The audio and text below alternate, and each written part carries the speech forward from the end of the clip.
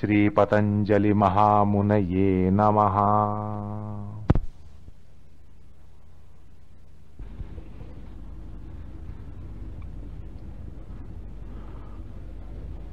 सूत्रकार ईश्वराची व्याख्या करतात। क्लेश कर्म विपाक आशयैर अपरामृष्टः पुरुष विशेष ईश्वरः।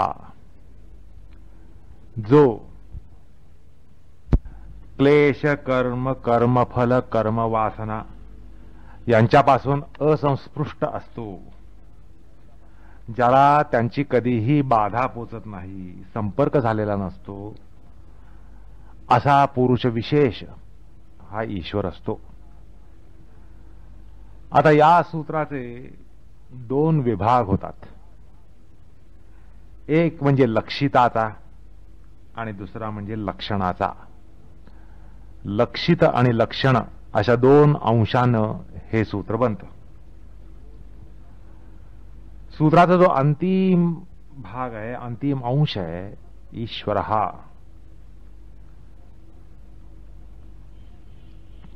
तो अंश लक्षिताचा आहे। लक्षित काय या सूत्राने तर ईश्वर, त्यामुळे सूत्रातला अंतिम पद हा लक्षित अंशाचा आहे आणि संपूर्ण पूर्वांश, संपूर्ण सूत्राचा जो पूर्वांश आहे ते त्या ईश्वराचं लक्षण आहे। आता या सूत्रानुसार ईश्वर हा क्लेश कर्म कर्मविपाक आणि कर्मवासना यांनी असंस्पृष्ट असतो, ह्याचा स्पर्श त्याला कधीही होत नाही, कधीही झालेला नसतो, कधीही होणार नसतो, असं या सूत्रावरून ठरतं। मग या ठिकाणी एक लगेचच प्रश्न उभा राहतो की आपण ज्याला मुक्त मुक्त म्हणतो, तो मुक्त जीव सुद्धा या बाधांच्या पलीकडे गेलेला असतो की नाही?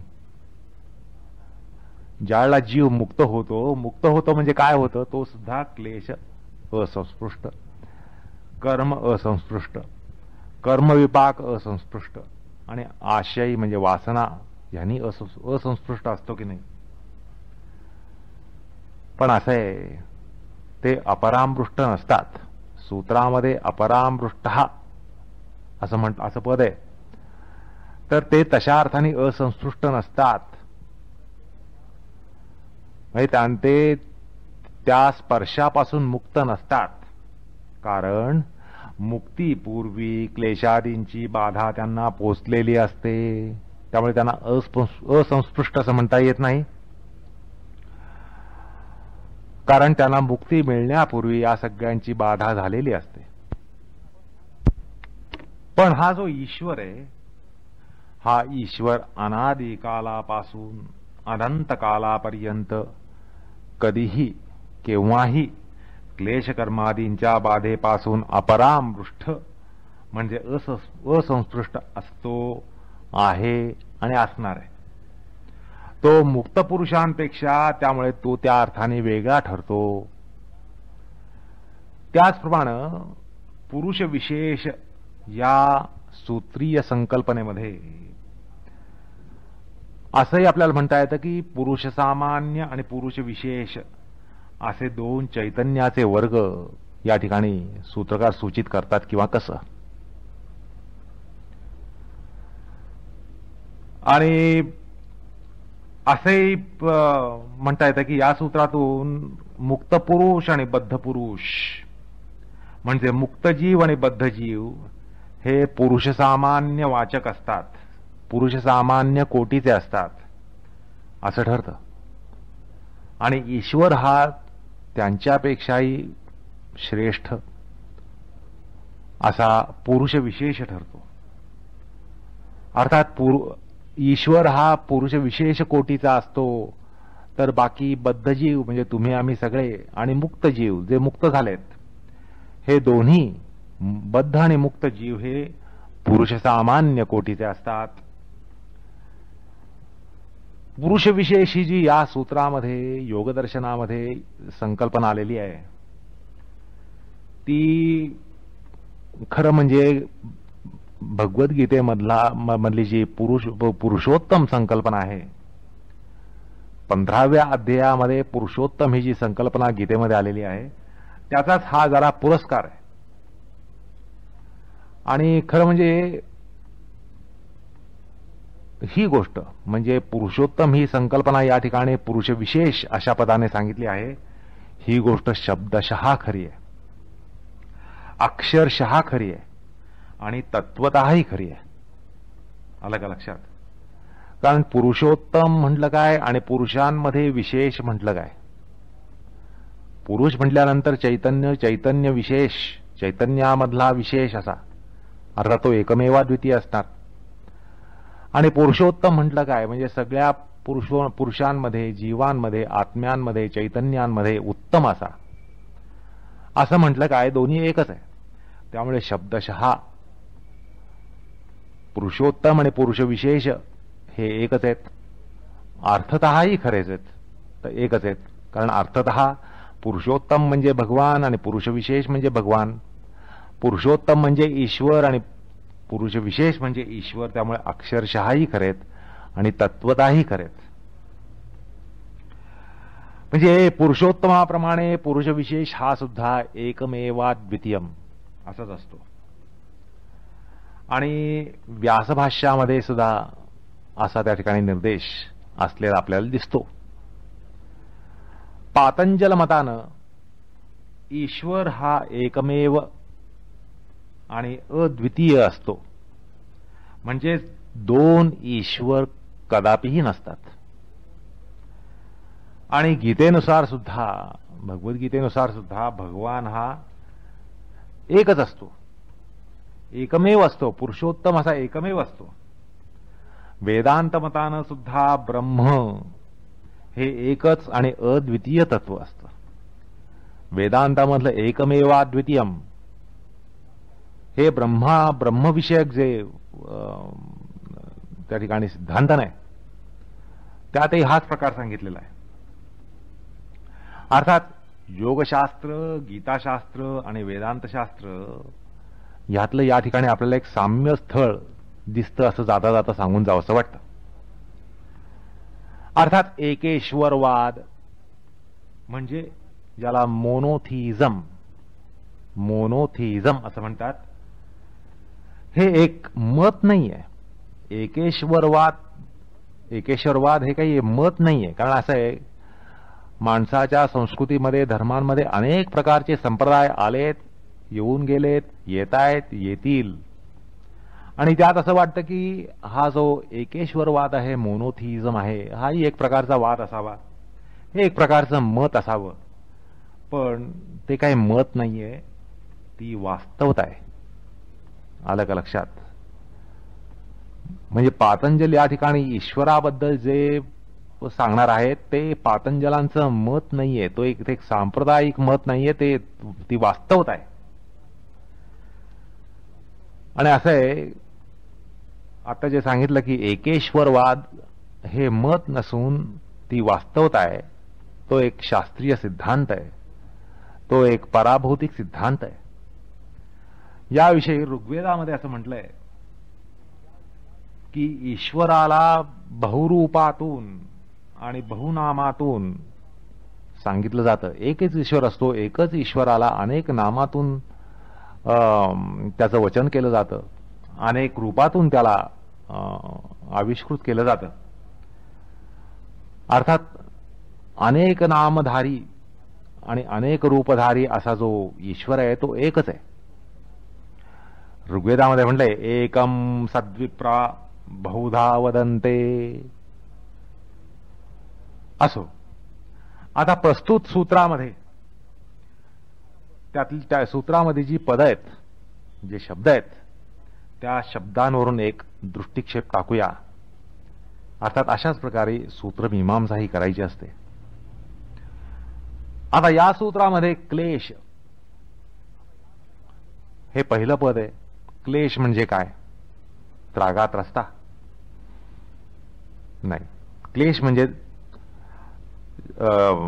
आपण प्राकृतामध्ये क्लेश ज्या अर्थाने घेतो ते क्लेश या ठिकाणी सांगितलेले नाहीये. क्लेश म्हणजे अविद्या, अस्मिता, राग, द्वेष, अभिनिवेश, हे क्लेश आहेत. हे 5 क्लेश आहेत. याबद्दल काही विचारणा असेल तर ती आता करण्याचं कारण नाही, कारण दुसऱ्या पादामध्ये आपण यांचा सविस्तर विचार करणार आहोत. अविद्या म्हणजे काय, अस्मिता म्हणजे काय, राग म्हणजे काय, द्वेष म्हणजे काय, अभिनिवेश म्हणजे काय. तर या ठिकाणी एवढंच लक्षात घ्या की अविद्या, अस्मिता, राग, द्वेष, अभिनिवेशाः पंचाः क्लेशाः. शास्त्रामध्ये हे 5 क्लेश सांगितलेत. तर या ठिकाणी क्लेशसृष्ट म्हणजे अविद्या असंसृष्ट, अस्मिता असंसृष्ट, राग असंसृष्ट, द्वेष असंसृष्ट आणि अभिनिवेश असंस्पृष्ट असा हा अर्थ आहे. अर्थात अविद्येने अस्पर्शित, अस्मितेने अस्पर्शित, रागाने अस्पर्शित, द्वेषाने अस्पर्शित, अभिनिवेशाने अस्पर्शित असा हा ईश्वर आहे. त्यांनी तो अपरामृष्ट आहे. या क्लेशांनी अपरामृष्ट आहे, त्यांच्या पलीकडे आहे, असंस्पृष्ट आहे. किंवा त्याची बाधा, या 5 क्लेशांची, पंचक्लेशांची बाधा या ईश्वराला कदापिही झाली नाही, केव्हाही होणार नाही. आणि असा जो असतो तो ईश्वर असतो. त्याचप्रमाणे हा ईश्वर पुण्यकर्म, पापकर्म, मिश्रकर्म किंवा तद्विलक्षण असं पाप पुण्य विरहित, पाप पुण्यातीत असं अशुक्ला कृष्ण कर्म, या 4ही प्रकारच्या कर्मांपासून अपरामृष्ट असतो. न त्याला कधी पुण्यकर्मांचा स्पर्श झालाय, न कधी पापकर्मांचा स्पर्श झालाय, न कधी मिश्र कर्मांचा स्पर्श झालाय, न कधी पापपुण्य विरहित विलक्षण अशा अशुक्ला कृष्ण कर्मांचा स्पर्श झालाय.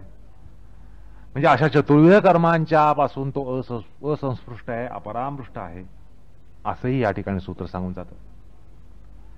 योगशास्त्रामध्ये या कर्मांना, ही जी चतुर्विध कर्म आहेत त्या 4 प्रकारच्या कर्मांना शुक्ल कर्म, कृष्ण कर्म, शुक्ल कृष्ण कर्म, अशुक्ला कृष्ण कर्म असं म्हणतात.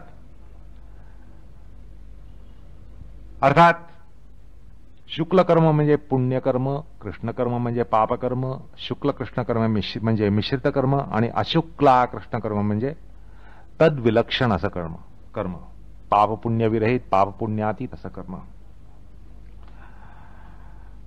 अर्थात दुसऱ्या शब्दात सांगायचं म्हणजे ईश्वर हा कर्म, अकर्म, विकर्म, निष्कर्म, सकाम कर्म अशा कुठल्याही प्रकारच्या कर्मांची बाधा त्याला कधीही पोचलेली नसते, पोचत नसते, पोचणार नसते. या सगळ्या कर्मांच्या तो पलीकडे असतो.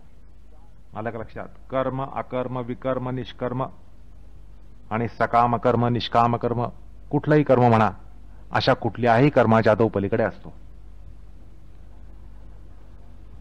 आणि त्याचप्रमाणे कर्माचे जे विपाक असतात, त्या विपाकांच्याही पलीकडे असतो. आता कर्माचे विपाक म्हणजे काय? कर्माला विविध फळं असतात. कर्माचे विपाक हे 2 प्रकारच्या फळाने आपल्याला प्राप्त होतात. एक म्हणजे आल्हाददायक आणि परितापदायक असं म्हणता येईल, किंवा सुखकारक आणि दुःखकारक, किंवा अभिमत आणि अनभिमत, किंवा अनुकूल आणि प्रतिकूल, किंवा आनंददायक आणि तापकारक, अशा प्रकारची विविध फळं ही आपल्याला पापपुण्य सापेक्षतेनं प्राप्त होत असतात.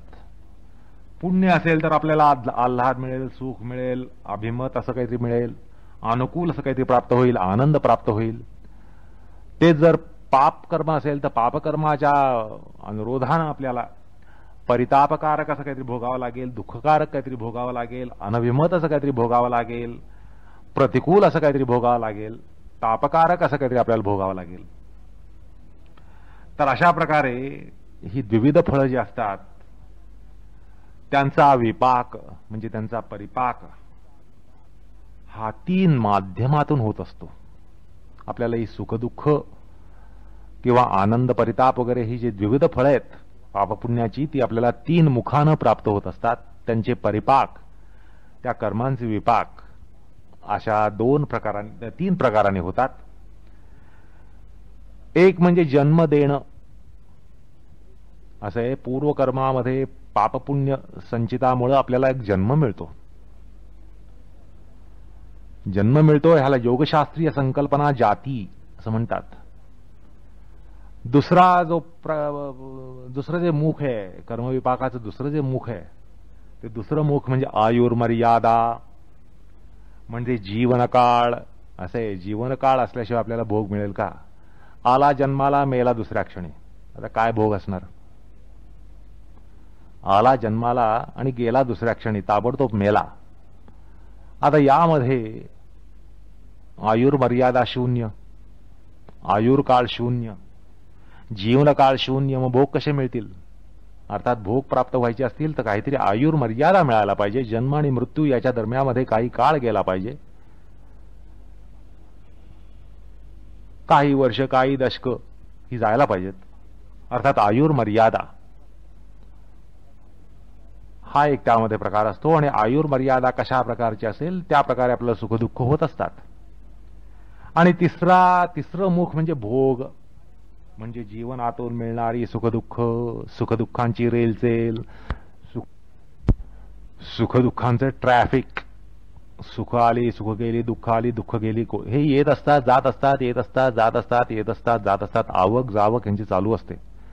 सुखांची आवक, सुखांची जावक, दुःखांची आवक, दुःखांची जावक. ही जी आवक जावक आहे अशा प्रकाराने आपल्याला भोग हे मिळत असतात. अर्थात जाती, आयुर, भोग अशा 3 मुखानं आपल्याला या सगळ्यांची बाधा ही सहन करावी लागते. क्लेशांची बाधा, कर्मांची बाधा, कर्मफळांची बाधा ही आपल्याला या त्रिविध माध्यमातून ही भोगावी लागते. याला कर्मविपाक असं म्हणतात. सूत्राकडे लक्ष द्या, सूत्रामध्ये हे पद आलेलं आहे, कर्मविपाक. तर हा भगवंत यांच्यापासूनही मुक्त असतो. आलं का लक्षात? म्हणजे त्याला ना जन्म, आणि जन्म नसल्यामुळे आयुर्मर्यादेचा प्रश्नच नाही. आणि त्यामुळे पुन्हा त्याला भोग नाहीत, सुखदुःख नाहीत, सुखदुःखकारक कटुमधुर अशी फळं नाहीत. अर्थात हे विपाकत्रय असतात. या विपाकत्रयापासून सुद्धा ईश्वर हा अपरामृष्ट असतो, म्हणजे असंस्पृष्ट असतो. त्याचा स्पर्श त्याला कधीही झालेला नसतो. तो अजन्मा असतो, अजात असतो, अनंत असतो, अविनाशी असतो, अमर असतो. मग त्याला जन्ममृत्यू नसतात. त्यामुळे दरम्यान संभवणारी आयुर्मर्यादा नसते. तसेच तो सुखदुःखांच्या आंदोलनामध्ये सुद्धा सापडत नसतो. आणि म्हणूनच त्याला विपाक असंस्पृष्ट असं सूत्रकार म्हणतात. तसंच ईश्वर हा वासनांच्या बाधे पलीकडे असतो. आलं का लक्षात? आपण कर्माचे जे वर्गीकरण पाहिलं, शुक्ल कर्म, कृष्ण कर्म, शुक्ल कृष्ण कर्म, अशुक्ला कृष्ण कर्म, अशी चतुर्विध कर्म असतात असं आपण पाहिलं. तेच वासनांचं सुद्धा वर्गीकरण असतं. तेच वर्गीकरण वासनांना लागू होतं. कारण असं आहे, पुण्यकर्म वासनेने पुण्यकर्म करतो, पापकर्म वासनेने पापकर्म करतो, पापपुण्य वासनांनी पापपुण्य मिश्रित कर्म करतो. पापपुण्य विरहित वासनांनी आपण पापपुण्य विरहित असं कर्म करत असतो. कारण जसं कर्म असतं त्यामागे तशी वासना असते. वासनेवर कर्म उभं राहतं. जशी वासना तसं कर्म, असा एक उपनिषदिक सिद्धांत आहे. यत् क्रतुर्भवती तत्कर्म कृते, यत् क्रतुर्भवती तत्कर्म कृते. जशी वासना तसं कर्म, जसा संकल्प तसा कर्म. अर्थात जशी वासना तसा संकल्प, जसा संकल्प तसं कर्म. त्यामुळे जे कर्मांचं वर्गीकरण आहे तेच तसंच हुबेहूब कर्मवासनांचं वर्गीकरण असतं. अर्थात भगवंत ईश्वर हा त्या वासनांच्याही पलीकडे असतो. वासनांचा त्याला स्पर्श झालेला नसतो. आता असं सांगितलं की जशा वासना तसं कर्म. कारण असं आहे की वासनांना अनुरूपच कर्म घडत असतात, वासनानुरूप कर्म घडत असतात, असा एक सिद्धांत पुढे सूत्रकार स्वतः सांगणार आहेत. वासनानुरूप कर्म घडतात, कर्मानुरूप विपाक घडतो, विपाकानुरूप भोग मिळतात, असा कर्मसिद्धांत सांगतो. आलं का लक्षात? कर्मशास्त्रामधला हा इतका रोखठोक सिद्धांत आहे. जशा वासना, वासनानुरूप कर्म घडतात, कर्मानुरूप विपाक होतो, विपाकानुरूप फळं मिळतात. अर्थात शेवटी वासनारूप फळं मिळतात.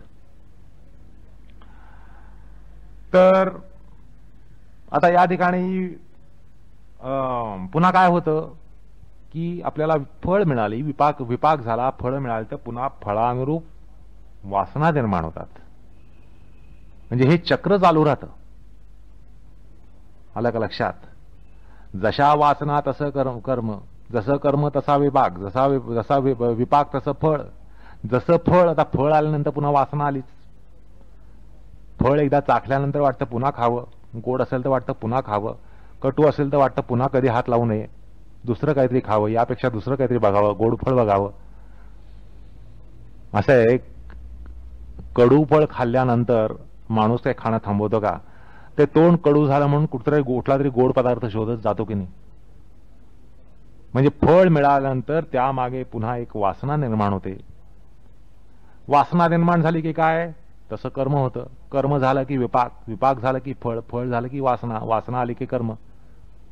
अशा प्रकारे हे कर्म जे चालू असतं त्या कर्माच्या चक्रामध्ये आपण फिरत असतो. पुढे कर्मसिद्धांताच्या प्रकरणामध्ये आपण हा प्रकार बघणार आहोत. अर्थात आपण या कर्मचक्रामध्ये फिरत असतो असं अध्यात्मामध्ये आपण अनेक वार ऐकतो. ते कर्मचक्र हे अशा प्रकारचं असतं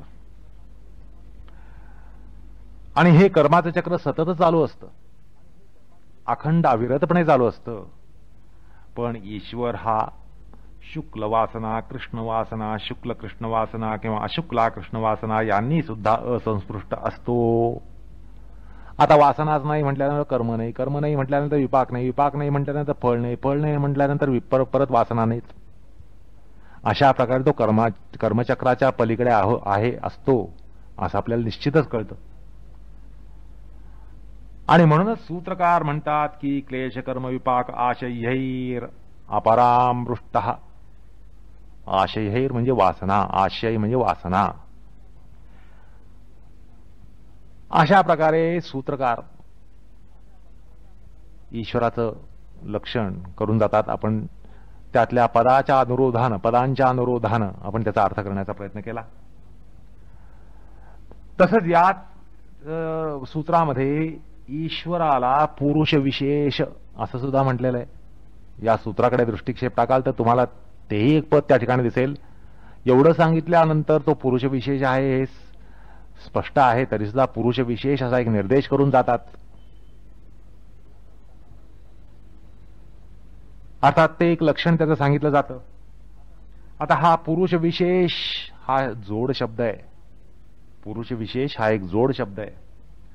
पुरुष म्हणजे चिन्मात्र, चैतन्य, चिन्मय म्हणजे आत्मतत्व. पुरुष म्हणजे आत्मतत्व. ही दार्शनिक संकल्पना मनामध्ये नेहमी पक्की पाहिजे. नाही तर पुरुष म्हणजे पुरुष समजू नका. पुरुष म्हणजे आत्मतत्व, पुरुष म्हणजे आत्मचैतन्य, पुरुष म्हणजे चिन्मय असं तत्व. आणि या पुरुषतत्वाविषयी शास्त्रकार असं सांगतात, पुरम शरीरम तस्मिन् शेते इति पुरुषा. अशी पुरुष शब्दाची व्युत्पत्तीमूलक अशी एक व्याख्या आहे. शरीर ही एक पुरी किंवा नगरी ठरून त्या नगरीमध्ये जो निर्लेपपणे, त्रयस्थपणे, निर्बाधपणे पहुडलाय तो आत्मा, तो पुरुष. म्हणजे पुरुष या शब्दामध्येच त्याचा अर्थ व्यक्त झालेला आहे. आलं लक्षात? पुरी शेते इति पुरुषः, त्या शब्दामध्ये त्याचा अर्थ साठलेला आहे. फक्त आपल्याला त्या भाषेचं ज्ञान असलं तर आपल्याला लगेच त्याचा अर्थबोध होऊ शकतो. म्हणजे या ठिकाणी लक्षात घ्या, भगवंताची ही जी नावं आहेत त्यामध्ये अर्थ असा टच्च भरलेला आहे. भगवंताचं हे एक नाव आहे असं जरी म्हटलं, लक्षण आहे असं म्हटलं, आणि ते नाव आहे, लक्षण आणि नाव आहे, तर यामध्ये अर्थ किती साठलेला आहे बघा. नाही तर आपली नावं असतात, नाव काय तर अगदी नरेश, नरोत्तम, आणि असतो काय तर म्युन्सिपाल्टीत झाडूवाला. त्यामुळे नावाचा आणि त्याच्या अर्थाचा काही संबंधच नसतो त्या ठिकाणी. पण तसं या ठिकाणी नाहीये.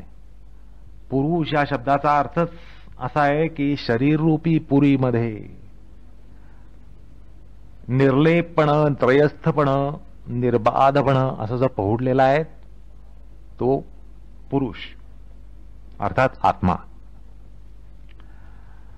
आता असे आत्मे एक तर पुरुष सामान्य असतात, जे बद्ध किंवा मुक्त, तर काही दार्शनिकांच्या मध्ये बद्ध, मुक्त, नित्य असे 3 वर्ग आहेत. काही दार्शनिकांनी बद्ध, मुक्त, नित्य असे 3 प्रकारचे जीव मानलेले आहेत. आलं का लक्षात? बद्ध आपल्याला समजतो, मुक्त आपल्याला समजतो, नित्य काय भानगडही कळत नाही. पण त्या दार्शनिकांनी तसं वर्गीकरण केलंय. त्याचं कारण असं की काही जीव नित्य असतात, काही जीव हे नित्य असतात. जसे श्रीवैकुंठामधले नित्य सूरी ज्यांना म्हणतात ते नित्य जीव आहेत. असं आहे, भगवान नारायणाची जी ऐश्वर्य, वैकुंठातलं जे ऐश्वर्य आहे, आता असा प्रश्न पडतो की त्याचे पार्श्वगण हे कधी अपॉइंट केले गेले का? कधी अपॉइंट केले गेले म्हणजे त्याच्या आधी कोणी नव्हतं का?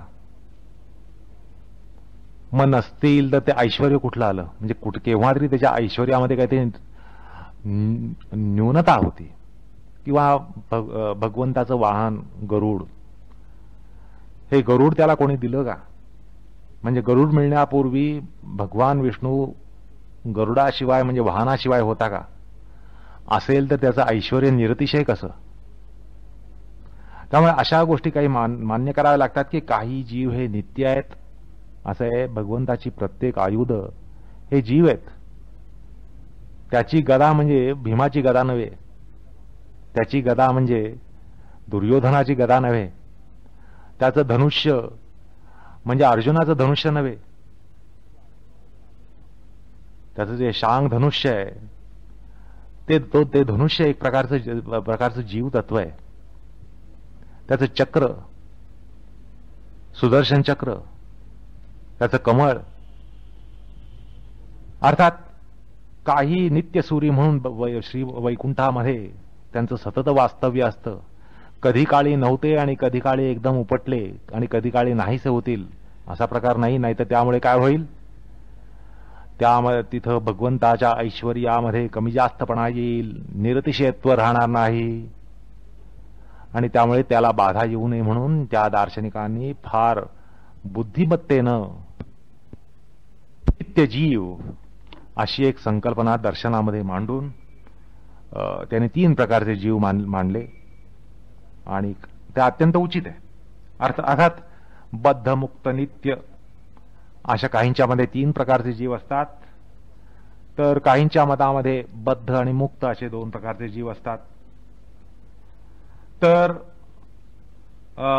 विशेष श्रेणीचा असा अवस्थातीत असा एकमेव पुरुष विशेष असतो,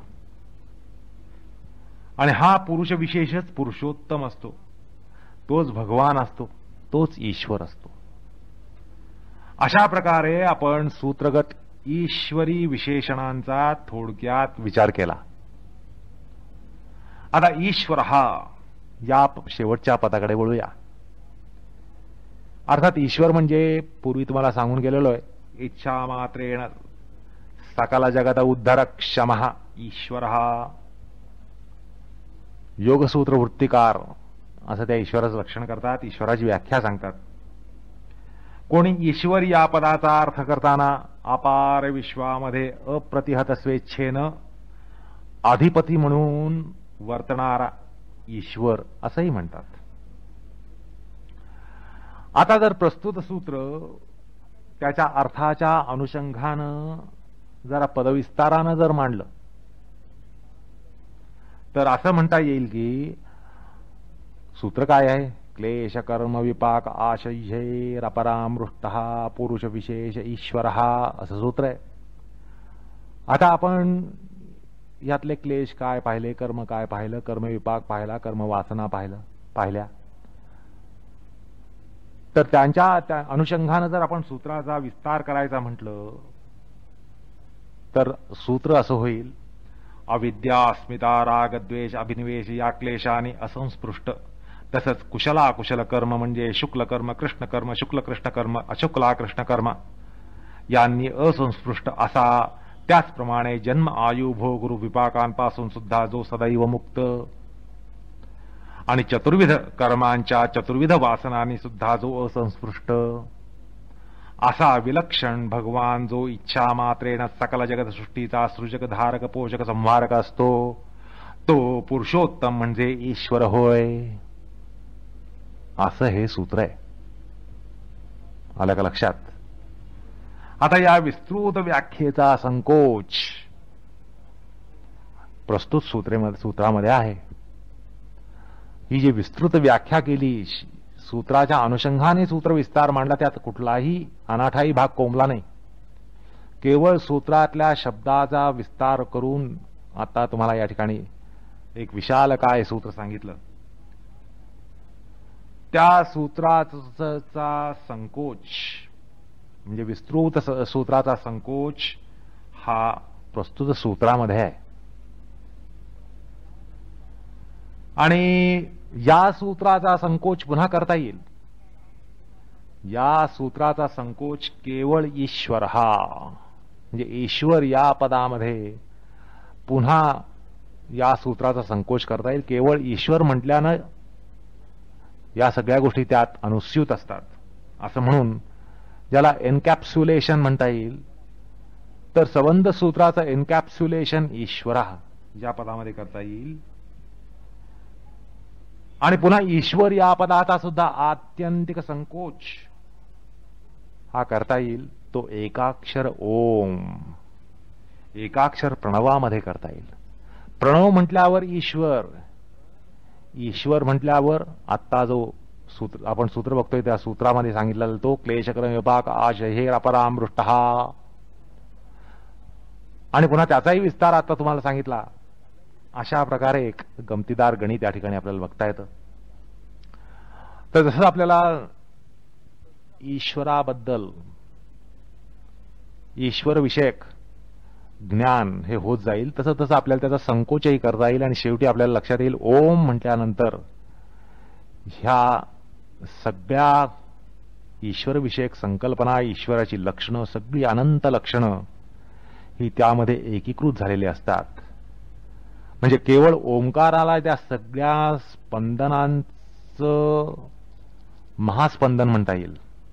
म्हणजे ती सगळी स्पंदनं, ईश्वराच्या सगळ्या लक्षणांची स्पंदनं ओंकारामध्ये कोंबलेली असतात, दाबलेली असतात, एकवटलेली असतात असं म्हणावं लागेल.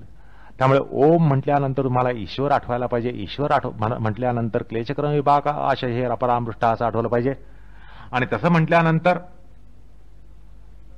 अविद्या अस्मिता राग द्वेष अभिनिवेश या क्लेशाने असंस्पृष्ट, तसंच कुशलाकुशल कर्म म्हणजे शुक्ल कर्म कृष्ण कर्म शुक्ल कृष्ण कर्म अशुक्ला कृष्ण कर्म याने असंस्पृष्ट असा, त्याचप्रमाणे जन्म आयु भोग विपाकांपासून जो सदैव मुक्त असतो आणि चतुर्विध कर्मांच्या चतुर्विध वासनांनी सुद्धा असंस्पृष्ट असतो असा विलक्षण भगवान इच्छा मात्रेन सकल जगत सृष्टीचा सृजक धारक पोषक संहारक असा जो असतो तो पुरुषोत्तम म्हणजे ईश्वर.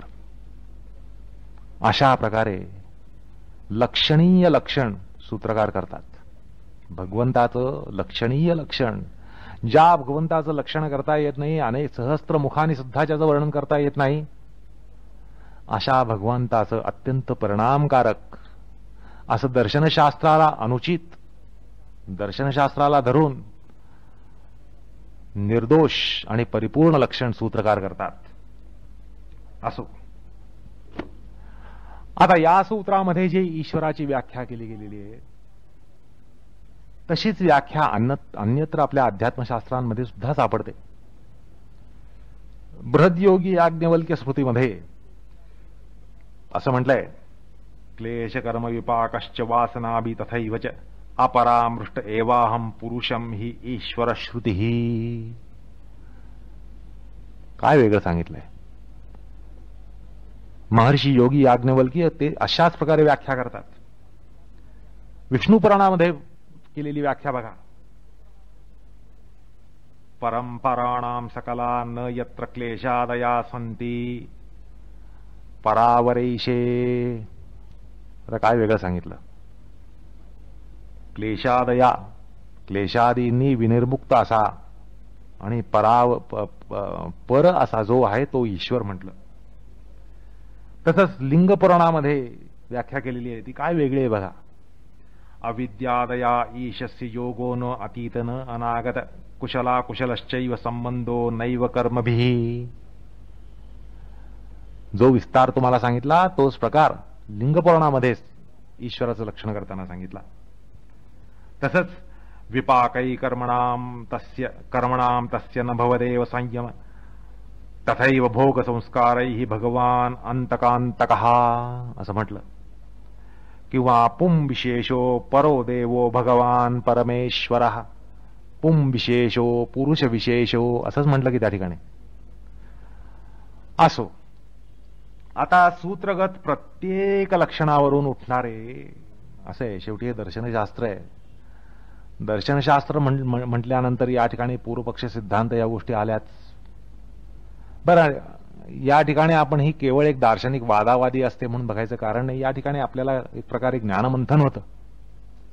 दर्शनशास्त्राच्या प्रक्रियेमध्ये खंडन मंडनादी प्रकारचे संभवतात.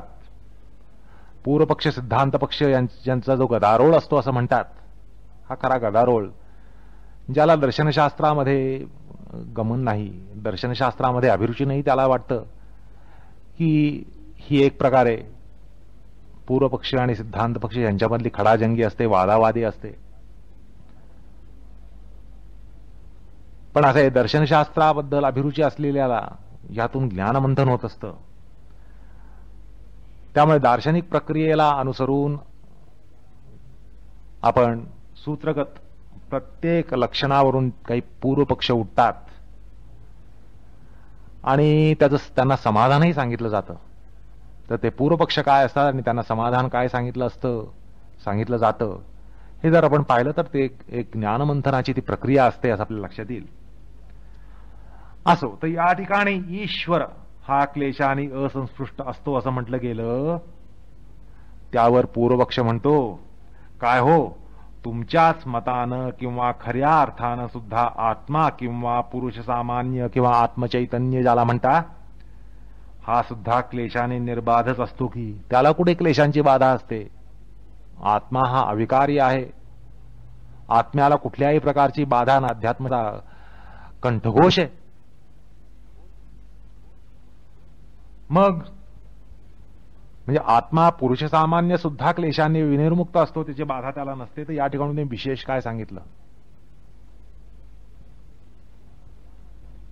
कारण क्लेश हे शेवटी चित्ताला असतात असं तुमचं शास्त्र सांगतं. क्लेश हे चित्ताला असतात, आत्म्याला नसतात. चित्तच या क्लेशांचं आश्रयस्थान असतं. आता जर पुरुष सामान्यच क्लेशाच्या बाधेने विनिर्मुक्त असेल तर केवळ ईश्वरालाच क्लेश अपरामृष्ट असं म्हणण्याचं कारण काय?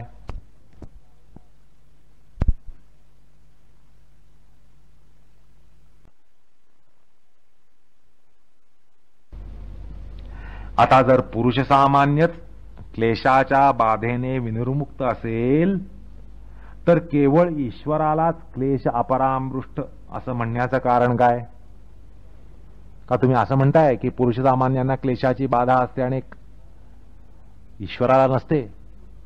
कारण दार्शनिक पक्षामध्ये, सिद्धांत पक्षामध्ये तुम्ही असंच म्हणता की शेवटी ह्या बाधा चित्ताला असतात, कर्म ही चित्ताचे असतात, वासना चित्ताचे असतात, सुख दुःख चित्ताचे असतात, आत्म्याला न दुःख न सुख. तो अविकारी आहे, कुठल्याही प्रकारची त्याला त्याला त्याला विकार पोचत नाहीत, त्याच्यामध्ये कुठल्याही प्रकारचे परिणाम होत नाहीत. म्हणजे पुरुष सामान्यालाच क्लेश अपरामृष्ट हा असं म्हणता येत असताना तुम्ही या ठिकाणी ईश्वराला केवळ क्लेश अपरामृष्ट म्हणता, यात काय मोठा औचित्य साधता, असा एक बलाढ्य पूर्वपक्ष असतो. आता खरी गोष्ट आहे, आत्मचैतन्याला, चैतन्य तत्वाला, आत्म्याला कुठल्याही प्रकारची बाधा नसते. हा अध्यात्म सिद्धांताचा 16 सिद्धांत आहे. आत्मा हा स्वरूपतः निर्बाध असतो, त्याला कुठलीही बाधा पोचत नाही. सुखदुःखांच्या पलीकडे असतो आणि ह्या सगळ्या बाधा, ही सगळी आंदोलनं चित्तामध्ये असतात, चित्ताची असतात, चित्तासाठी असतात. मग या ठिकाणी काय वेगळं सांगितलंय, असा पूर्वपक्ष रोखठोक सवाल करतो. खरंय, अत्यंत खरंय, तुमचं म्हणणं अत्यंत खरंय. जीव सुद्धा खऱ्या अर्थानं क्लेश अपरामृष्टच असतो, पण अंतःकरणाच्या धर्मानं निदान त्याला भासमान बाधा तरी होतात. चित्ताचा स्वामी जो पुरुष म्हणजे आत्मा, म्हणजे चित्त आणि पुरुष यांच्यामध्ये एक प्रकारे स्वस्वामी, सेवक स्वामी असा संबंध आहे. आलं का लक्षात? आत्मा हा शेवटी हा स्वामी आहे आणि बाकीचं अंतःकरण सगळं बुद्धी, मन, अहंकार हे सगळे सेवक आहेत. त्यामुळे त्यांच्यामध्ये स्वस्वामी असा एक संबंध आहे. मग भले त्या राजाला कुठलीही बाधा नसली, राजस्थानीय असा जो आत्मा आहे त्याला बाधा नसली, तरी असं बघा, जसं एखाद्या लढाईमध्ये जय पराजय हे योद्ध्यांचे होत असतात, जे रणांगणावर युद्ध करतात त्यांचे जय पराजय होत असतात.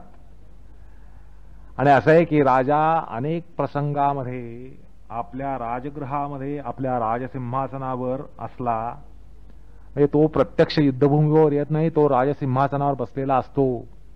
केवळ त्याला बातम्या येत असतात, तो युद्ध काही करत नसतो, तो राजसिंहासनावर बसला असतो. असं आहे, बारीक सारीक युद्ध करायला राजा कशाला उतरेल?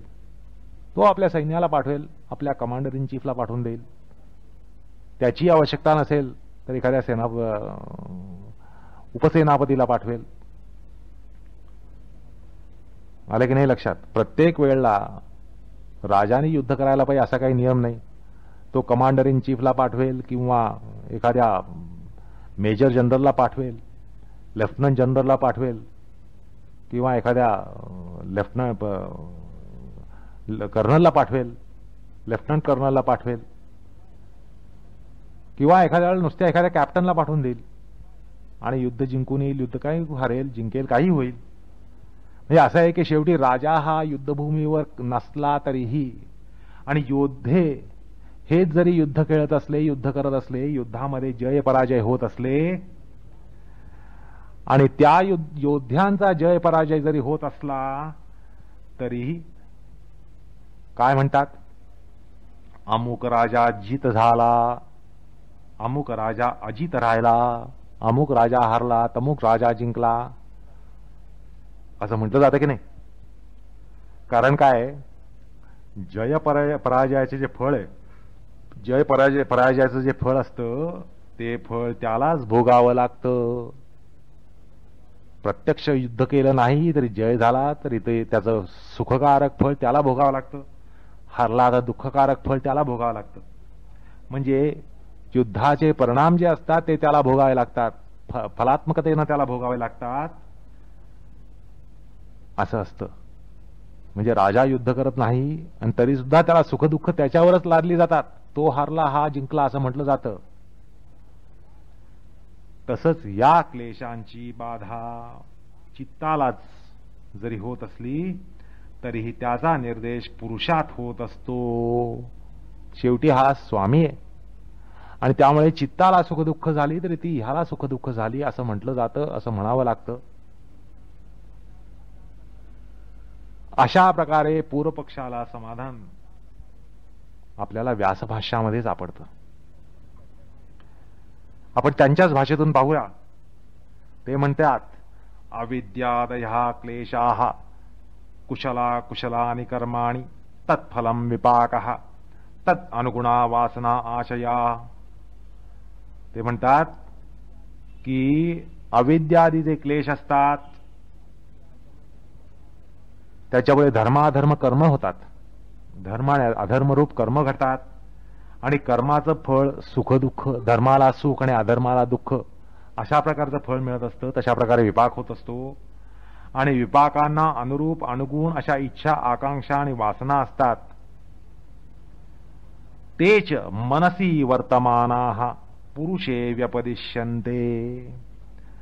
याचा अर्थ असा की ते सगळे म्हणजे क्लेश कर्म विपाक आशय हे चित्तगत जरी असले, चित्तामध्ये जरी असले तरीही त्यांचा व्यपदेश, त्यांचा निर्देश हा पुरुषात म्हणजे आत्म्यात होत असतो.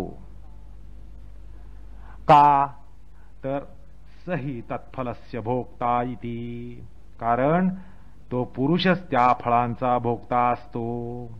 आता क्लेशादी चित्तगत असूनही त्यांची बाधा पुरुषाला का पोचावी? प्रश्न अत्यंत स्वाभाविक आहे आणि अत्यंत सुसंगत आहे. म्हणजे शेवटी क्लेशकर्म चित्ताचे असताना त्याची बाधा पुरुषाला का पोचावी लागते?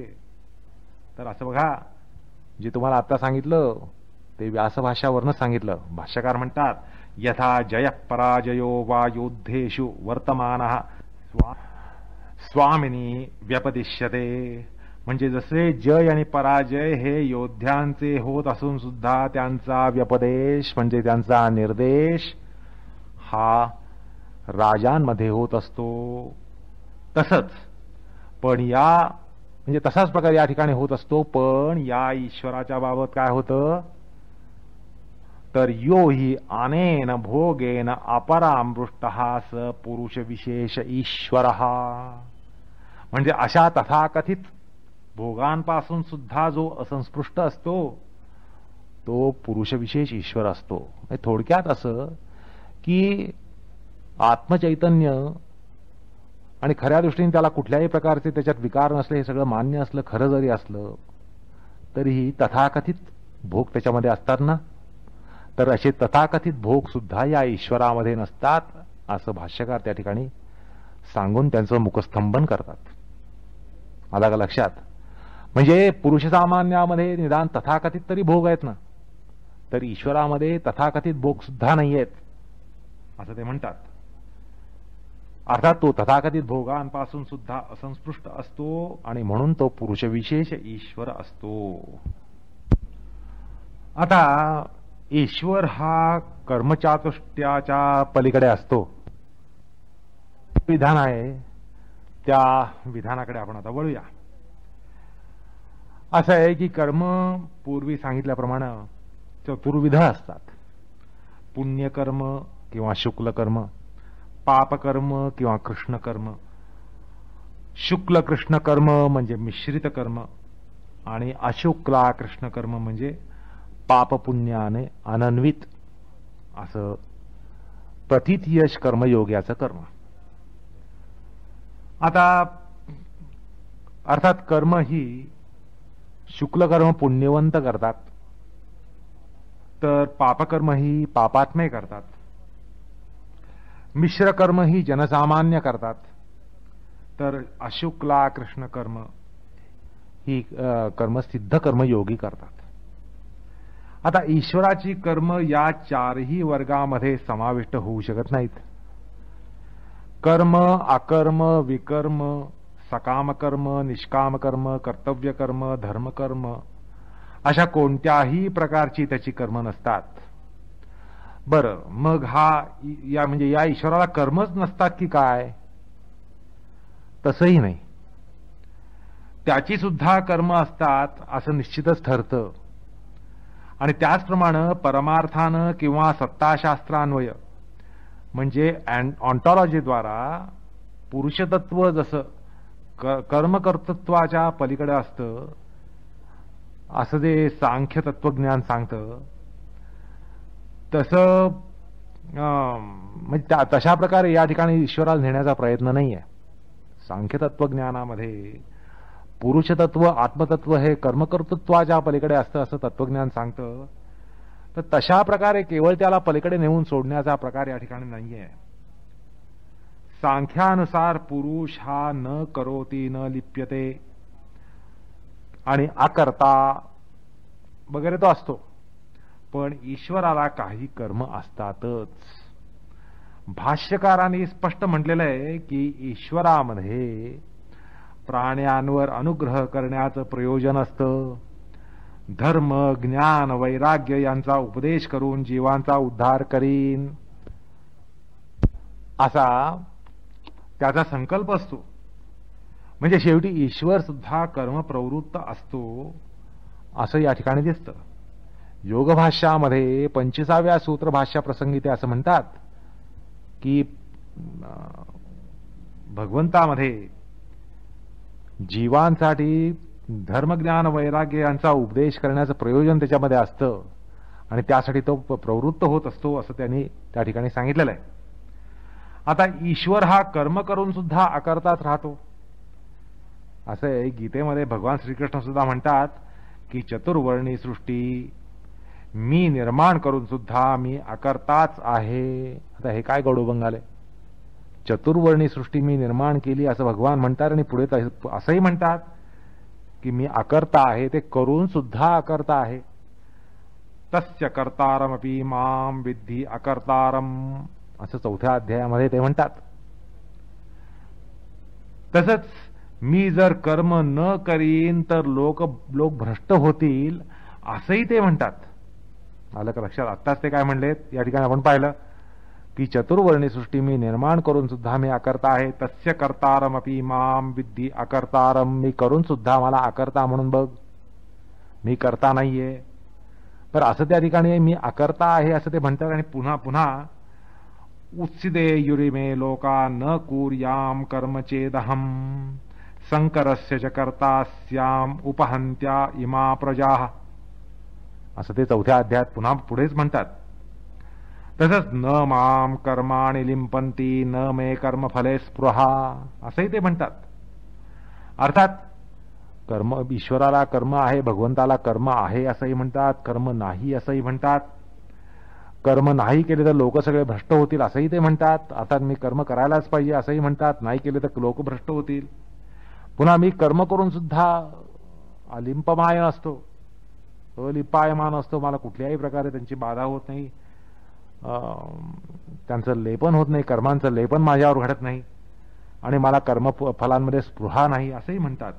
म्हणजे कर्म आहे म्हणतात, कर्म नाही म्हणतात, कर्म करून सुद्धा कर्म नाही म्हणतात, न करता मी कर्म न करता राहिलो तर लोक भ्रष्ट होतील असंही म्हणतात. अर्थात त्याचा अर्थ असा की ते कर्म करतात. बरं, कर्म करून सुद्धा कर्माच्या फळांची बाधा त्याला पोचत नाही असंही म्हणतात, मला कर्मांची बाधा नाही असंही म्हणतात, मला कर्मामध्ये स्पृहा नाही असंही म्हणतात. असे काही असो, ईश्वराला कर्म असतात हे मान्य करावंच लागतं, कारण त्याशिवाय सृष्टीच संभवत नाही. सृष्टीचं धारण पोषण संहार सुद्धा संभवत नाही. पण मग हा ईश्वर कर्म आणि कर्मविपाकानं असंस्पृष्ट किंवा अपरामृष्ट असतो तर कसा? म्हणजे कर्म करतो हे या ठिकाणी मान्य केलं, ठीक आहे, पण त्यांच्या फळाने तो असंस्पृष्ट असतो हे म्हणजे कसं? तर कर्म सिद्धांतामध्ये जी कर्म किंवा कर्मवर्गीकरण आहेत किंवा कर्माचे जे प्रकार आहेत त्यातल्या कुठल्याही वर्गामध्ये कुठल्याही कर्म प्रकारामध्ये ईश्वराची कर्म समाविष्ट होऊ शकत नाहीत. म्हणजे त्याच्या कर्माचा प्रकार एक्सक्लुसिव्हली टू गॉड अशा प्रकारचा असल्यानं तो कर्माचा प्रकार ईश्वरामध्ये संभवत असतो आणि त्याचं कर्म हे कर्म विलक्षण असतं. आता सृष्टीला ईश्वर लीला किंवा ईश्वराचा खेळ म्हणजे डिवाइन स्पोर्ट असं म्हणतात. असं आहे की आता लहान बालक जसं निर्हेतुकपणं आपले हातपाय हलवतं ना आणि त्यातूनच निर्हेतुकपणं सृजन संहार होतात ना, की काही गोष्टी मोडल्या बालकाने हातपाय हलवले आणि काहीतरी मोडलं, झाला संहार झाला. किंवा हातपाय हलवले, कोणाला ते लागलं आणि कोणाला आनंद झाला. असं आहे, मांडीवरच्या बालकाने तोंडावर एक लाथ मारली तर ती छान लागते, छान वाटते. तर हे जे प्रकार घडतात ना, तर अशा प्रकारेच भगवंताची कर्म ही होत असतात, निर्हेतुकपणे होत असतात. बालकाच्या हातपाय हलवण्यामागे जशी निर्हेतुकता असते, योजना असं आहे. बालक मांडीवर ज्यावेळेला हातपाय हलवतं, हातपाय झटकतं, त्यावेळेला कोणाला लाथ मारायची असा काही त्याचा हेतू असतो का? ते आपलं निर्हेतुकपणे हातपाय चालवत असतं. जागं बालक तुम्हाला क्षणभर सुद्धा हातपाय न हलवता, हातपाय न चालवता दिसणार नाही. त्याची ती हालचाल कायम चालू असते. आता त्यामध्ये कोणाला लाथा लागतात, कोणाला आनंद वाटतो, कोणाला सुख वाटतं, कोणाला दुःख वाटतं. आता त्या माणसाला दुःख देणं, सुख देणं अशा हेतूनी का बालक हातपाय हलवतं? ते आपलं निर्हेतुकपणे हलवत असतं. त्यामुळे त्या बालकामुळे कोणाला लाथ बसली म्हणून त्या बालकाला काही पाप लागत नाही. अहो, एखाद्या वेळेला कोणाच्या डोळ्यामध्ये सुद्धा त्याचं बोट जाऊन डोळ्याला इजा होण्याची शक्यता असते, भयंकर इजा होण्याची शक्यता असते, नाही म्हणता येत नाही. पण त्यात बालकाचा दोष असतो का? तो कोणाचा तरी डोळा फोडायचा आणि कोणाला तरी आनंद द्यायचा असाही काही त्याचा हेतू नसतो. बालक आपलं निर्हेतुकपणे, स्वाभाविकपणे हातपाय झटकत असतं. तर तसं या ठिकाणी या सृष्टी व्यापारामध्ये भगवंताच्या हातून जो सृष्टी व्यापार घडतो, त्याच्या मागे कोणाला सुख मिळालं, कोणाला दुःख मिळालं, त्याला जबाबदार भगवंत नसतो. आलं का लक्षात? आणि म्हणूनच वेदांतामध्ये असं म्हटलंय की त्याच्यामध्ये वैषम्य आणि नैर्घृण्य हे संभवत नाहीत. कारण त्याच्या सृष्टीमध्ये आपल्याला कोणी आनंद सागरामध्ये निमग्न दिसतो, तर कोणी दुःखामध्ये पिचत असतो. आता यात दोष कोणाचा? यात दोष ईश्वराचा नाही, भगवंताचा नाही आहे. सृष्टी करण्यामागे त्याच्यामध्ये ही निर्हेतुकता ती अशा दृष्टीने असते की त्यामुळे वैषम्य, नैर्घृण्य हे दोष त्याच्यावर लागत नाहीत. पण असे की बालक हातपाय हलवतं त्याप्रमाणे ईश्वराची या ठिकाणी सृष्टी लीला चालते असं म्हटलं. पण जसा त्या बालकाच्या हातपाय हलवण्यामध्ये योजनाबद्धतेचा अभाव असतो, तशा प्रकारे हा सर्वज्ञ ईश्वर बालिशपणे हातपाय हलवून सृष्टी निर्माण करत नाही. आलं का लक्षात? हा जो सर्वज्ञ ईश्वर आहे, सर्वज्ञतेनं प्राप्त असा जो ईश्वर आहे, सर्वज्ञतेने मंडित असा जो ईश्वर आहे, तो असा बालिश प्रकारानं जगद व्यापार करत नसतो. असे बालकाच्या लीलेनं जसं निर्हेतुकपणे सृजन संहार होतात आणि सृजन संहारामुळं जसं त्याला आता सांगितल्याप्रमाणे वैषम्य, नैर्घृण्य वगैरे दोष लागत नाहीत, तसंच ईश्वर लीलेबाबत असतं आणि नसतं. आलं का लक्षात? ईश्वर लीलेबाबत असतंही नसतंही. बालकाप्रमाणे त्याच्या क्रिया असतातही नसतातही. असतात कशा दृष्टीनं? तर वैषम्य, नैर्घृण्य लागत नाहीत. नसतात कशा? तर तशा प्रकारे त्यात बालिशपणा नसतो. आलं का लक्षात? अर्थात बालिश निर्हेतुकता ही नसते, पण सृष्टीतल्या विषमतेमुळं किंवा तज्जन्य तापत्रयांमुळं त्याच्यावर वैषम्य आणि नैर्घृण्याचा दोष हा लागत नाही. त्याच्या सृष्टीमध्ये जे वैषम्य दिसतं त्याचा दोष ईश्वरावर येत नसतो. जसं बालकाच्या हातपाय झाडण्यानं जर कोणाला जखम होत असेल, कोणाला बाधा होत असेल, कोणाला इजा होत असेल आणि कोणाला प्रेमाचं भरतं येत असेल, तर त्याला ते बालक जबाबदार नसतं. तसंच नैर्घृण्याचं सुद्धा समजावं. बालकाच्या कर्मामाग निर्हेतुकता आणि नियोजन शून्यता जशी असते, तसं मात्र ईश्वराच्या लीलेचं नसतं. तो सर्वज्ञ आहे, बालिश नाहीये. प्रकृतीच्या परिणामाला एक अंगभूत क्रम जो असतो, एक त्याला योजनाच असते. प्रकृतीच्या परिणामामध्येच एक अंगभूत योजना असते, अंगभूत क्रम असतो. अगदी सगळं कम्प्युटराइज्ड असं असतं. सृष्टी सृष्टीची निर्मिती म्हणजे एखादा अभियंता जसं आपलं घर बांधतो किंवा एखादं यंत्र उभं करतो, यंत्र बांधतो, तसं काही भगवंत विश्वनिर्मिती करत नाही. सगळं ऑटोमॅटिक, अगदी हायली कॉम्प्युटराइज्ड असं असतं. म्हणजे काय असतं की प्रकृतीच्या परिणामामध्ये एक अंगभूत असा क्रम असतो आणि एक योजनाही असते. फक्त प्रकृती साम्यावस्था जी असते ती ढळण्यासाठी एक आद्य लाथ ही मारणं, एवढंच काम त्या ईश्वराचं असतं. बाकी सगळं अगदी जणू ऑटोमॅटिक. तर प्रकृतीमध्ये गुणसाम्यावस्था ढळून गुणवैषम्यावस्था आली की सृष्टी प्रक्रिया सुरू झालीच. संपूर्ण सृष्टी सृजनाचा प्रकार प्रकृतीच्या अंगभूत क्रमानंच होणार. फक्त गुणसाम्यावस्थ मूळ प्रकृतीला तो एक लाथ मारण्याचं काम भगवंत करत असतो आणि त्यात क्षोभ निर्माण करतो. आणि तेवढं झालं की बाकी त्याला काहीही करावं लागत नाही. सगळ्या गोष्टी आपोआप ऑटोमॅटिक होत असतात. तर अशा प्रकारे एक आद्य लाथ मारण्याचं काम, त्याला तुम्ही बालिश म्हणा किंवा काही म्हणा, ते काम मात्र तेवढं ईश्वराला करावं लागतं आणि त्यामुळे तो प्रकृतीचा अध्यक्ष म्हटला जातो. मयाध्यक्षेण प्रकृती ही सुयते सचराचरम असं भगवंत म्हणतात गीतेमध्ये.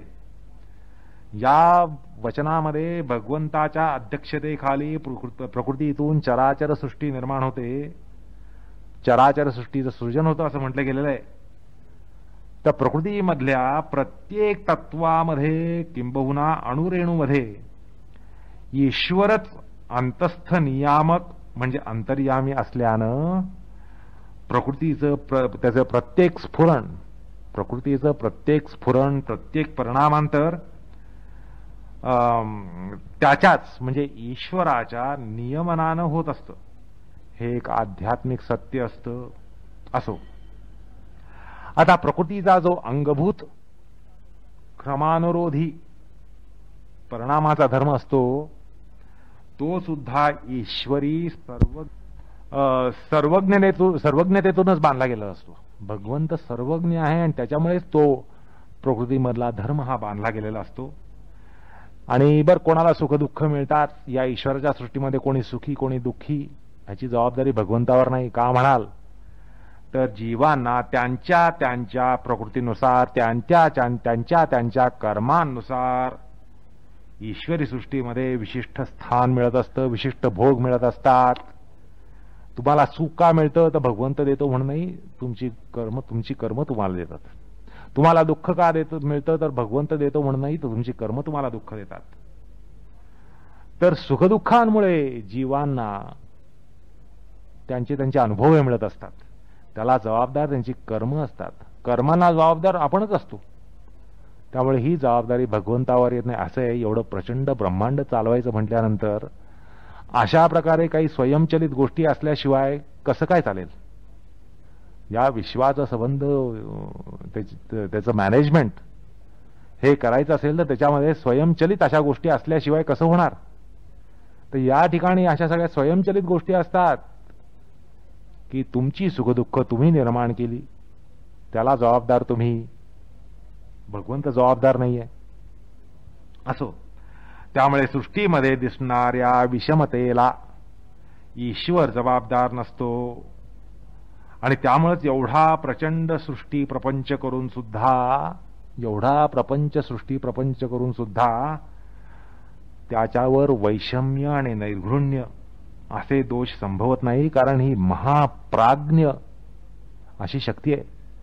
भगवंत म्हणजे महाप्राज्ञ शक्ती आहे. आणि म्हणूनच एवढं संबंध हा सृष्टी प्रपंच करताना भगवंत नामानिराळा राहू शकतो. आलं का लक्षात? गमत नाही. आपण एक कुटुंब चालवायचं म्हटल्यानंतर त्याची जबाबदारी आपल्यावर येते. ह्याच्यामुळे झालं, म्हणजे प्रत्येक गोष्टी आपल्यामुळेच होतो. जो कुटुंबाचा कर्ता पुरुष असतो त्याच्यावर किती गोष्टी अवलंबून असतात, त्याच्यावर किती जबाबदाऱ्या असतात. कुटुंबातल्या प्रत्येक सुखदुःखाची जबाबदारी त्याच्यावर येऊन पडते. आता भगवंताला एवढं संबंध विश्वाचं कुटुंब आहे, विश्व त्याचं कुटुंब आहे. आलं का लक्षात? संबंध विश्व त्याचं कुटुंब आहे. संबंध एवढी जीवसृष्टी, ही जीवसृष्टी त्याच्या कुटुंबातले घटक आहेत. तो त्या सगळ्या संबंध कुटुंबाचा, विश्वातल्या सगळ्या जीवराशीच्या किंबोना संबंध विश्वाचा पिता आहे, माता आहे, प्रपिता आहे. एवढं सगळं असून सुद्धा त्याच्यामध्ये एवढं कौशल्य आहे, कारण तो महाप्राज्ञ आहे. अहो, सर्वज्ञता म्हणजे नुसतंच ज्ञानाचा महोदधी म्हणून आपण कल्पना करतो, पण या ठिकाणी आपल्याला लक्षात येईल की खरं कशा अर्थाने तो सर्वज्ञ आहे.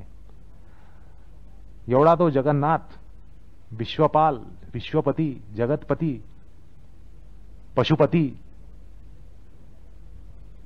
संबंध जीवसृष्टी हे ज्याचं कुटुंब आहे, आणि त्या कुटुंबामध्ये, जीवसृष्टीमध्ये अनेक प्रकारचे जीव अनेक प्रकारचे भोग घेत असतात, पण त्या सगळ्यांचा पिता, प्रपिता, माता, पितामह, त्याच्यावर कुठल्याही प्रकारची जबाबदारी येत नाही. आलं का लक्षात? म्हणजे एवढा सगळा आपल्याला एक कौटुंबिक प्रपंच चालवताना आपल्याला निर्लेप राहता येत नाही. सगळ्या जबाबदारी आपल्यावर येऊन पडतात. जो तो आपल्यावर दोष मारतो, ह्याच्यामुळे असं झालं, ह्याच्यामुळे असं झालं, ह्याच्यामुळे असं झालं, आणि म्हणजे तो साधा 4 लोकांचा प्रपंच चालवेपर्यंत आपल्या नाकी नऊ येतात. पण या ठिकाणी संबंध सृष्टी प्रपंच अनादिकालापासून चालवणारा हा भगवंत, तो वैषम्य, नैर्घृण्य या दोषांपासून विनिर्मुक्त असतो. केवढं कौशल्य आहे त्याच्यामध्ये. अहो, तो महाप्राज्ञ म्हटला जातो तो एवढ्यासाठीच, आणि त्याच्यामुळेच ते शक्य आहे. त्याने अक्षरशः सगळ्या गोष्टी स्वयं, ज्याला ऑटोमॅटिक म्हणता येतील, अशा करून टाकल्या, स्वयंचलित करून टाकल्या. आणि त्यामुळे ज्याच्या त्याच्या भोगांना जो तो जबाबदार असतो. उगीच दुसऱ्याकडे बोट दाखवण्यात काही अर्थ नसतो. आणि अशा यंत्रणेमुळे, अर्थात ही यंत्रणा जमली कारण हा महाप्राज्ञ भगवंत हा त्याचा अध्यक्ष आहे, म्हणून तो या कुटुंबाचा जगतपती आहे, हा पशुपती आहे, हा सगळ्यांचा पिता आहे, माता आहे, प्रपिता आहे, संबंध कुटुंबातला सर्व प्रमुख कुटुंब प्रमुख आहे. असं असून सुद्धा कुटुंबातल्या विविध लोकांची जी काही परिस्थिती असते, अशी वैविध्यपूर्वक परिस्थिती असते, कोणी सुखी कोणी दुःखी, त्याचा दोष त्याच्यावर लागत नाही. म्हणजे कुटुंब प्रमुख असून सुद्धा कुटुंबामध्ये जे काही वैषम्य दिसतं त्याला जबाबदार तो नाही, अशी त्याची महाप्राज्ञ यंत्रणा आहे. एकूण काय तर त्याच्यावर वैषम्य, नैर्घृण्य हे दोष लागत नाहीत, कारण त्याला जबाबदार त्यांची कर्म. असं त्याचं युक्तिमान, विलक्षण आणि अत्यंत विशिष्ट दर्जाचं असं कर्म असल्यानं, सृष्टीचं जननत्व प्रकृतीकडे येत असल्यानं तो अकर्ताच ठरतो. असंबंध सृष्टी करून सुद्धा अकर्ता राहतो, कारण सगळी प्रकृती करत असते. प्रकृती हीच त्याची कर्त्री असते, आणि प्रकृती पुन्हा संबंध स्वयंचलित, कारण प्रकृती जड असल्याने तिने कोणावर वैषम्य, नैर्घृण्य वगैरे करावं, पार्शियालिटी करावी, कोणाला म्हणजे भेदभाव करावा हे संभवत नाही, कारण शेवटी प्रकृती जड आहे. प्रकृती ही जड आहे. भेदभाव करू शकतो तो जीव, आणि प्रकृती तर निर्जीव आहे. त्यामुळे प्रकृतीवर हा दोष येत नाही, आणि या भगवंतावर येत नाही.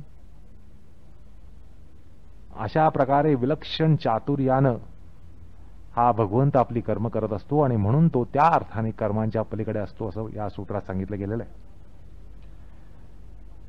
तर अशा प्रकारे तो कर्म असंस्पृष्ट कसा,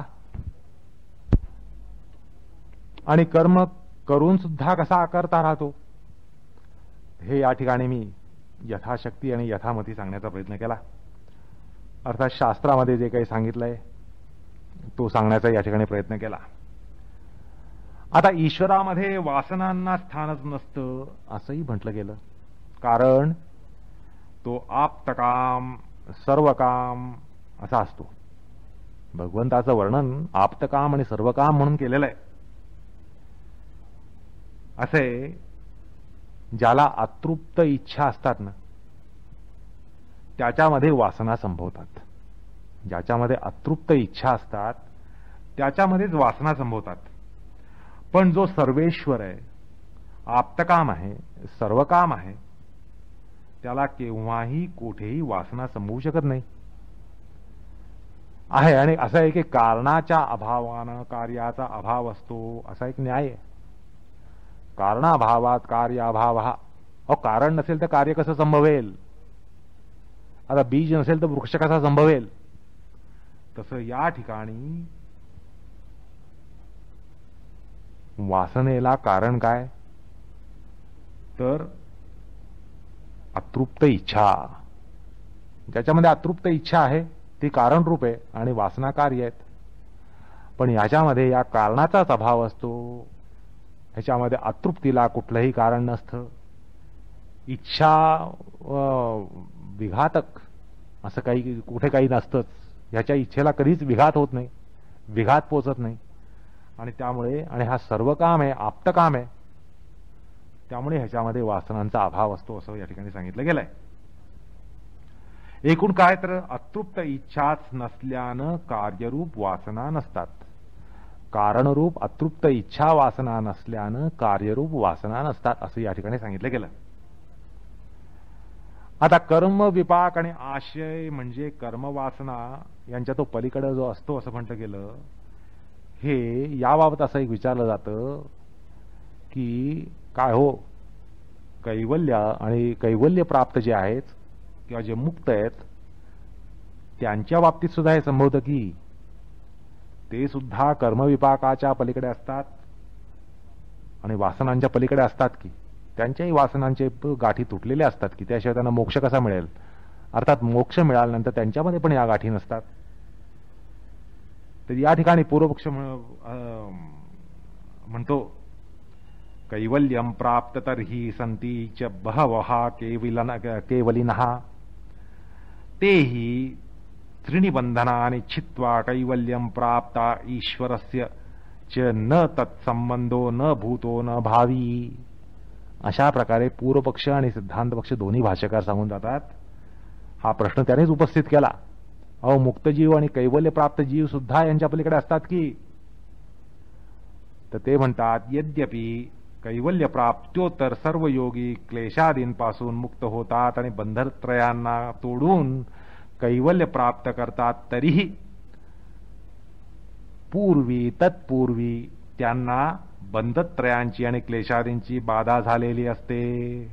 मात्र ईश्वराचा त्या बंधत्रयांशी केव्हाही कोठेही कशाही प्रकारचा संबंध आलेला नसतो किंवा भावी काळामध्ये सुद्धा येणार नसतो. अर्थात तो सदैव मुक्त असतो. या ठिकाणी बंधत्रयांचा उल्लेख भाष्यकार करतात. आता तुम्ही जर चिकित्सक असाल तर तुम्हाला लगेच प्रश्न या ठिकाणी उपटला पाहिजे तुमच्या मनामध्ये की बंधत्रय कुठले, हे तीन बंध कुठले? तर याविषयी सांख्यीय खुलासा असा की प्राकृतिक, वैकारिक, दाक्षिण अशी तीन बंध असतात. आलं का लक्षात? अशी तीन प्रकारचे बंध असतात.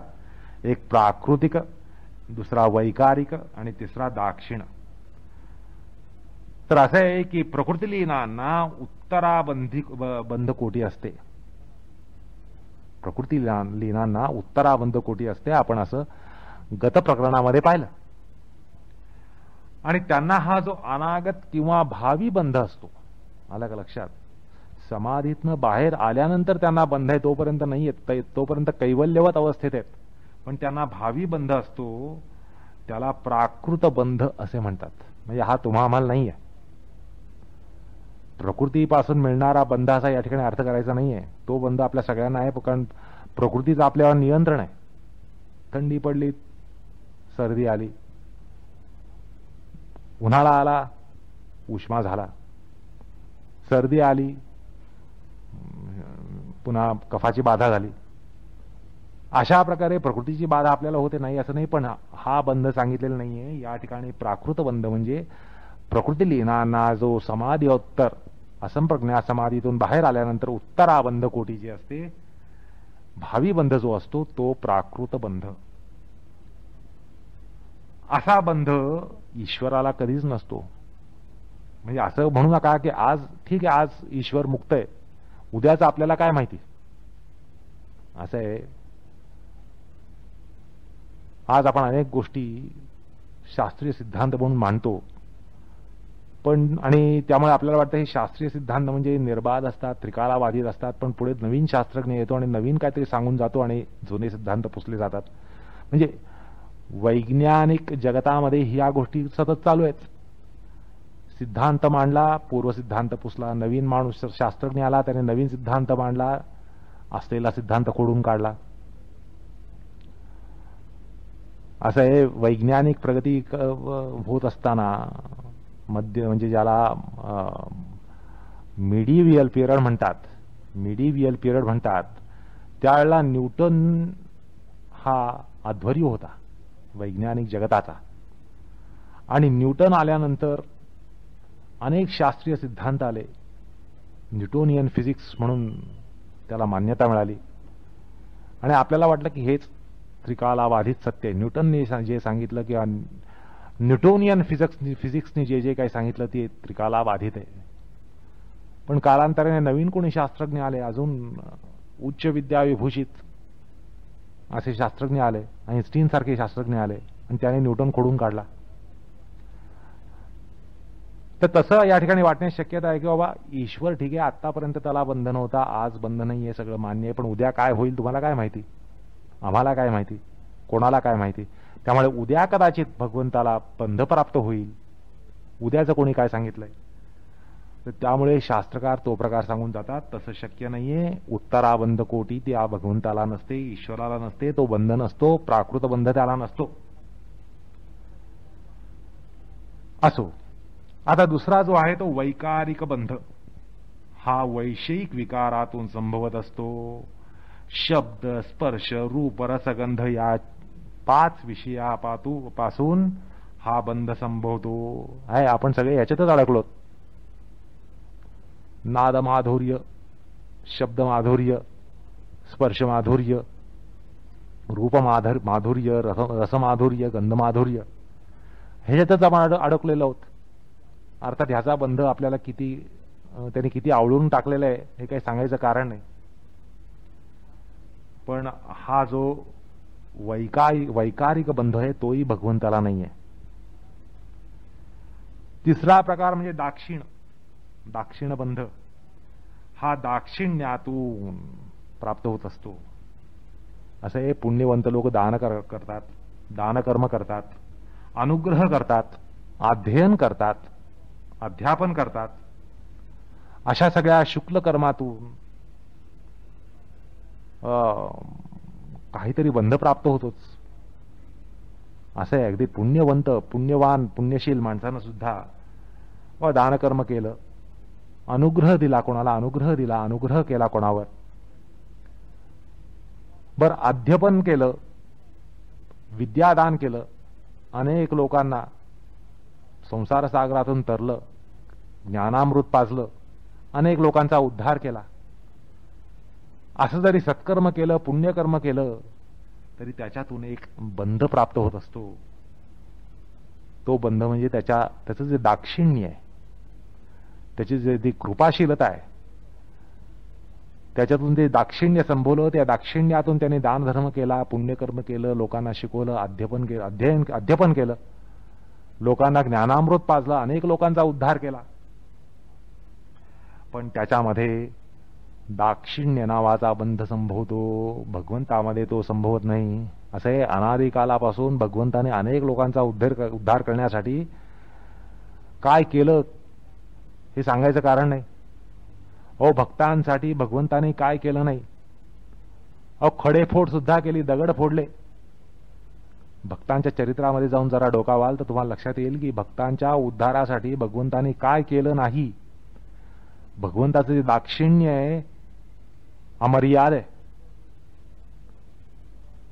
भगवंत जो लोकत्रयाचा अधिपती, सर्वस्य अधिपती असा जो आहे, त्या भगवंताने आपल्या भक्तांसाठी किती खालच्या पातळी येऊन काय काय प्रकारची कामं केली. मडकी वळवली. भगवंत चांभार झाला, कुंभार झाला. काय झाला नाही, भगवंत काय झाला नाही.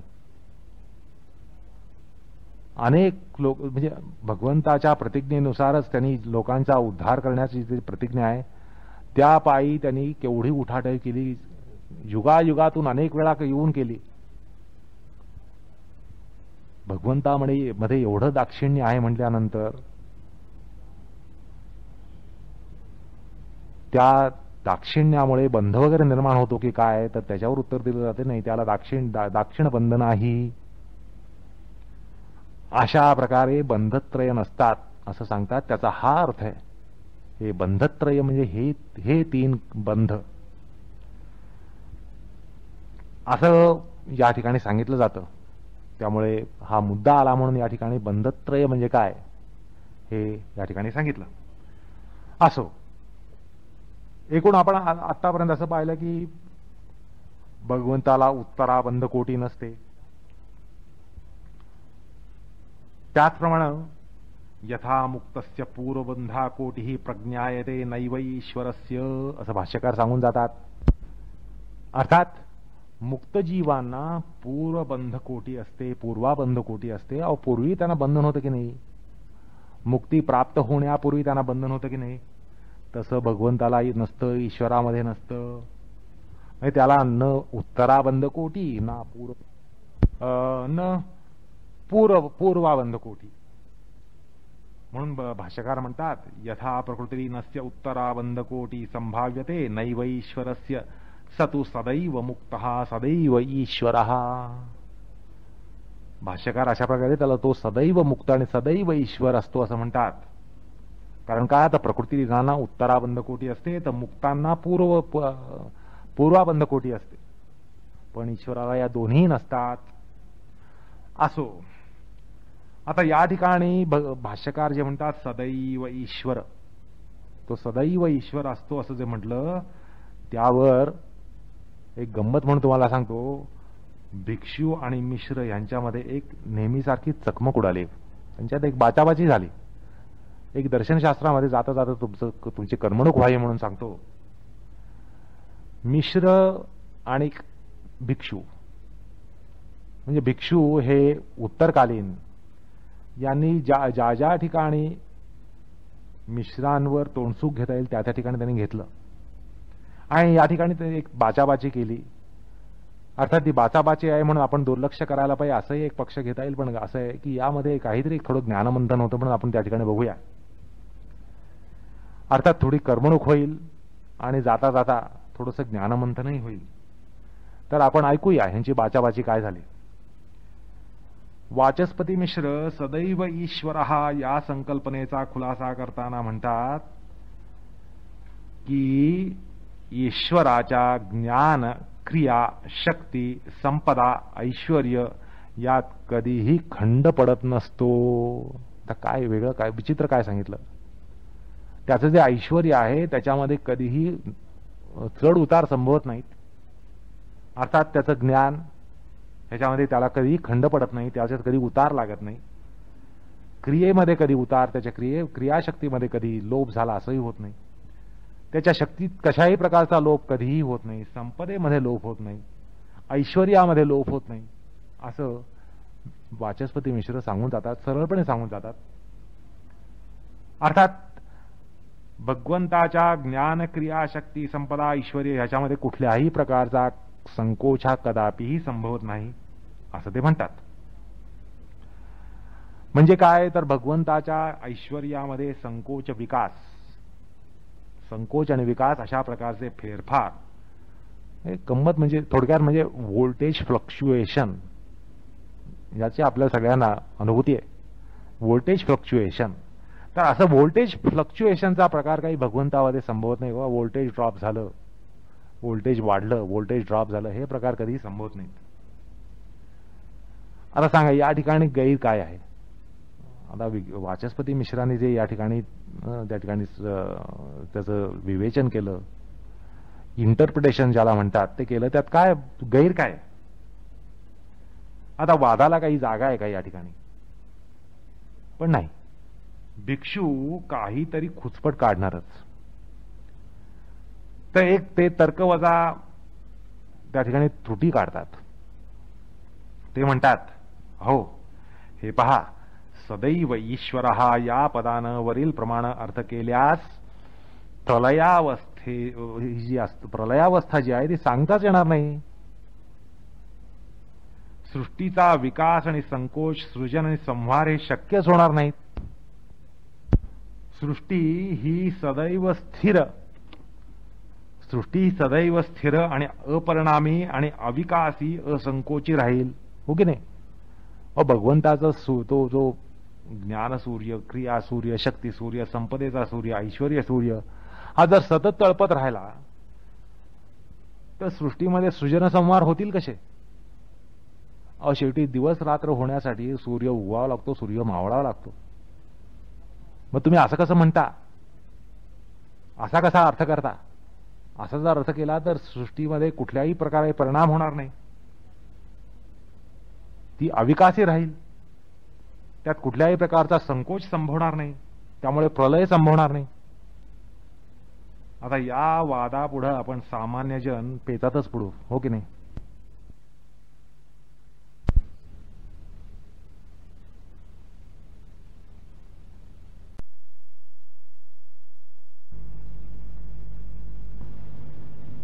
ती अविकासी राहील, त्यात कुठल्याही प्रकारचा संकोच संभवणार नाही, त्यामुळे प्रलय संभवणार नाही. आता या वादापुढं आपण सामान्य जन पेचातच पडू, हो की नाही? तर म्हणून तुम्हाला हा त्यांच्यामध्ये जो वाद झाला, चकमक उडाली, ती केवळ वाद म्हणून सोडून दिली नाही, मुद्दाम तुम्हाला या ठिकाणी सांगावंसं वाटलं, कारण खरोखर या ठिकाणी आता पेच निर्माण झाला की नाही. भगवंताचं ऐश्वर्य ह्याच्यामध्ये कधीच त्रुटी होत नाही, खंड पडत नाही, संकोच विकास संभवत नाही. हे वाचस्पती मिश्राने सांगितल्यावर आपण त्याला हो हो हो म्हणून मान डोलवणार, डोलायला पाहिजे, आणि डोलवली. पण विज्ञान भिक्षूंनी या ठिकाणी जे सांगितलं त्यालाही आपण मान डोलवणार, हो हो हो म्हणणार. म्हणजे एकूण पेच निर्माण झाला की नाही. तर म्हणून हा पेच अशा वादातून निर्माण होतो, म्हणून हा पेच तुमच्या पुढे या ठिकाणी मांडला. आता तिसरा पेच निर्माण करू का? हे बघा, या वादाला काहीही अर्थ नाही, कळलं का?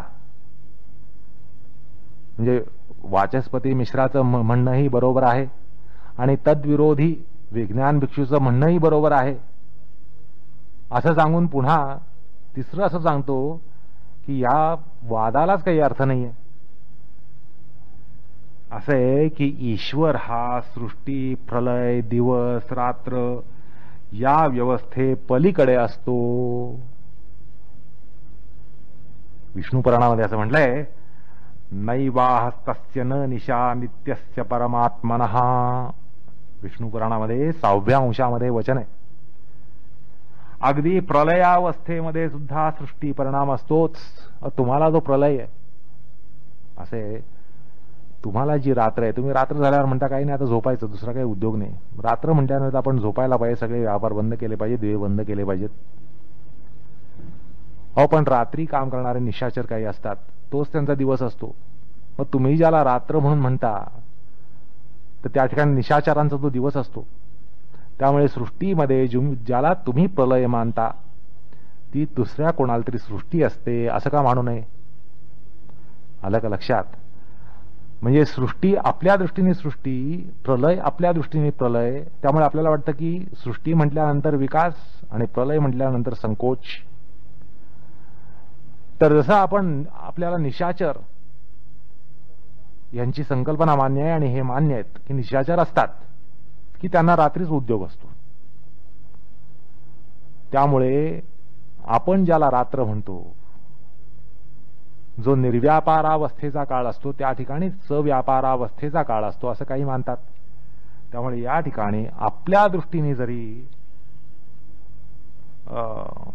प्रलय किंवा रात्र संभवत असली तरी एकूण प्रकृतीच्या ह्याच्यामध्ये, प्रकृतीच्या विस्तारामध्ये कोणीतरी निशाचर असतात, त्यामुळे कोणी प्रलयाचर असतातच की.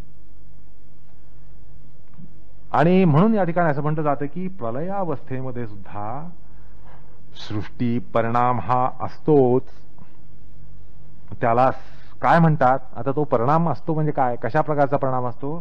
तर तो सादृश्य परिणाम असं सांख्यामध्ये त्याला म्हणतात. आणि अनंतर विसादृश्य परिणाम होऊन वैविध्यपूर्ण व्यक्तसृष्टी ही सर्गामध्ये प्राप्त होत असते.